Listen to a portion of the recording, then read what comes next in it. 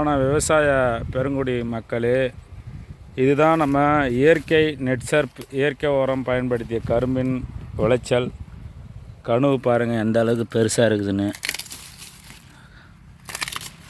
இது 3 மாதம்தான் வருது. இது வரைக்கும் 3 3.5 அப்படி சொல்கிறாரு. அங்கே பாருங்கள், நல்லா அருமையாக இருக்குது போத்து. இது செட்டு சிம்பிரிச்சி பயோ 99 இதெல்லாம் பயன்படுத்தியது. கணுவு பாருங்கள் எந்த அளவுக்கு ஊட்டமாகவும் இருக்குதுன்னு. இப்போ தான் சைடு போத்து கிளம்புது. 3.5 மாதம்தான் அது. 1 2 3 4 5 6 7 கரும்பு. இன்னும் கிட்ட கரும்பு ஒரு 6 மாதம் இருக்கும்போதெல்லாம் 15 கரும்பு இருக்கும் ஒரு இதில். அதெல்லாம் எல்லா போத்தும் நல்லா தடிமாக வளமாக இருக்குது.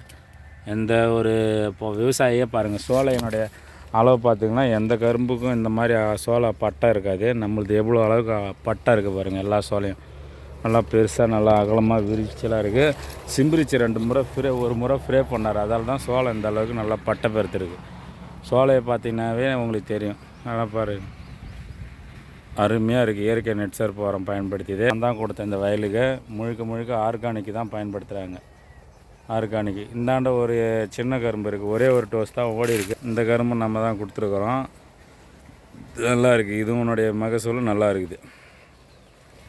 ஒரு காடு பார்க்குற விவசாயி அவர்கிட்ட கேட்போம், ஐயா இந்த கரும்புக்கு இந்த டப்பா உரம் கொடுத்ததில் எப்படி உங்களுக்கு இந்த எல்லாம் ஏற்கனவே நீங்கள் எல்லாம் வயல் தண்ணி கட்டிருப்பீங்க உங்கள் அனுபவத்துக்கு.